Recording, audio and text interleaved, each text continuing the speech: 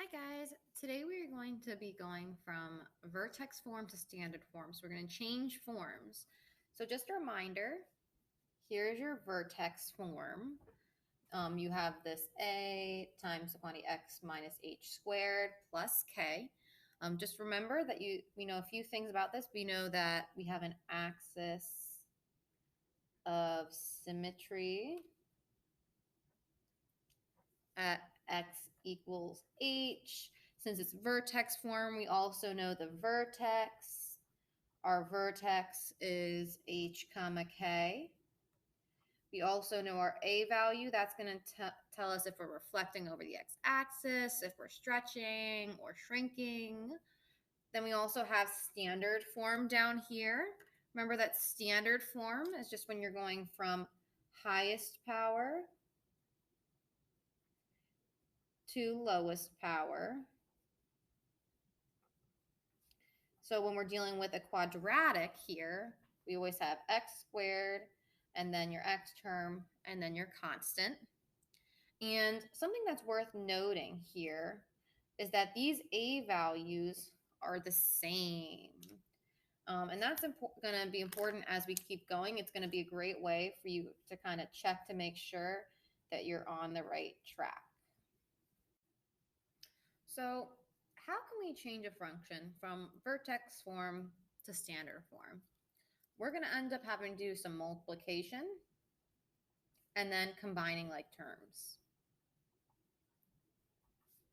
So let's see an example and hop right into it. So here we're given this function and it's given to us in vertex form and we want to change it to standard. So what we can do is we can start by multiplying this all out. So when we see this and we think about multiplication, we're really identifying this exponent. So this exponent here means squared, means that we are multiplying the same thing times the same thing. So I can rewrite this as x minus 2 times x minus 2. It's a binomial squared, and then we'll carry down the minus 3. A lot of students will just kind of try and like do a weird thing and bring this 2 and say it's 2x minus 4. That doesn't work in this scenario because that's not what the exponent means. It means that we have to rewrite it out and we're going to have to multiply this out either using the distributive property or FOIL. Here, I'm going to draw my helper kind of rainbows and valleys, and I'm going to do x times x, which is x squared, x times negative 2, which is negative 2x, negative 2x, negative 2 times negative 2 is a plus 4 minus 3. And now I'm very close to standard form. I just need to combine my like terms. So I can see here that these are both x terms and these are both constants. So I can combine them. And when I combine them, I get just x squared minus 4x plus 1.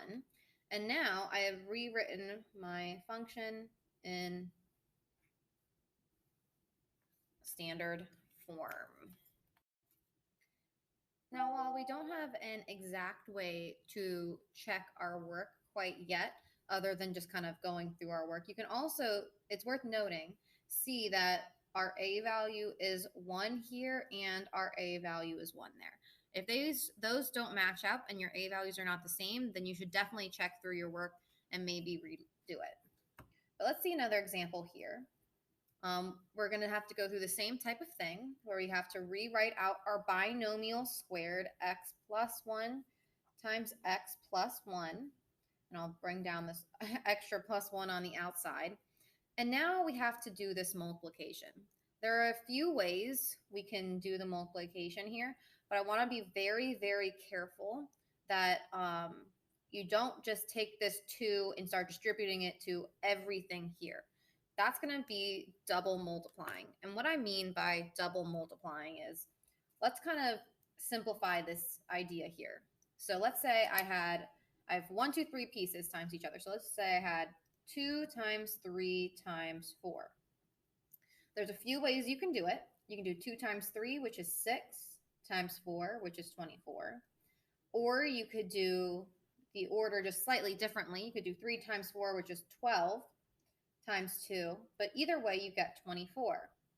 If you took that 2 and multiplied it by the 3 and the 4, so if you did 2 times 3 times 4 and did 2 times 3 is 6, and then 2 times 4 is 12, when you multiply this out, it's not going to give you that 24. This is not mathematically sound. We can't do that double multiplication. It's not going to work. So here, we either have to do the first two together and then combine them, or we do the last two together and then combine them. I like to do the multiplication of the parentheses part first and then do that 2 out front. So I'm going to show you guys that. So I do that multiplication. I get x times x, which is x squared. And then I'm going to get x times 1 and 1 times x. At this point, if you guys are comfortable recognizing that this is a perfect square trinomial, which we've seen before, you can just, when you do those middle terms, go ahead and combine them, because you'll get a 1x and a 1x and say that's 2x. And then you can do your last one. 1 times 1 is 1. Either way, whatever works for you is fine if you want to use that perfect trinomial formula. Otherwise, I'm going to put this in parentheses and carry down the 2, because I can't forget that 2, and then I'm going to put the plus 1 on the outside. And now I can do the multiplication with the 2 and use the distributive property and take the 2 to each one of those terms. So I'll get 2x squared plus 4x plus 2 plus 1. And notice how this plus 1 has just been hanging out on the outside the entire time. We couldn't combine it with anything else. We got to do addition last. And I can combine those finally now. And I get 2x squared plus 4x plus 3. And I see that my a values are the same. I'm checking through my work. It looks good. There's my standard form. Now I want to show you guys what it would look like if I did this 2 and the x plus 1 first. So I'm going to rewrite everything. So I get 2x plus 1, x plus 1, and then plus 1 on the outside. If I do this 2 first, I get 2x plus 2 in parentheses, and then x plus 1, and then plus 1 on the outside. And then I would do my FOIL or distributive property, whatever you want to call it. So then you'd get 2x squared plus 2x plus 2x plus 1, and then plus 1 on the outside.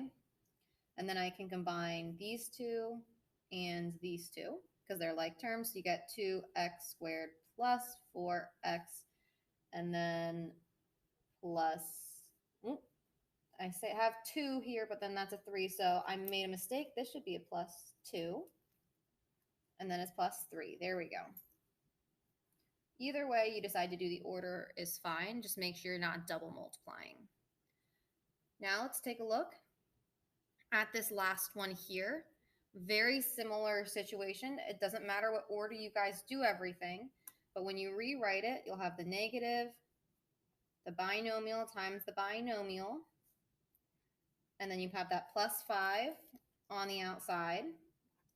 I want you guys to try this on your own, and then we'll come back together and go over it. So pause the video here.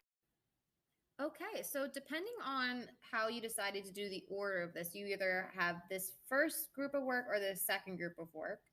So here, for this first group, I did the 2 things in parentheses first, and continue to keep going. And then here, I did the distributing the negative sign, that -1, and did that multiplication first. And then I did all my FOIL and distribution. So take a peek. If you have questions, make sure you ask your teacher. Otherwise, there is your standard form in 2 different ways. That's it for this video. Have a good one, guys.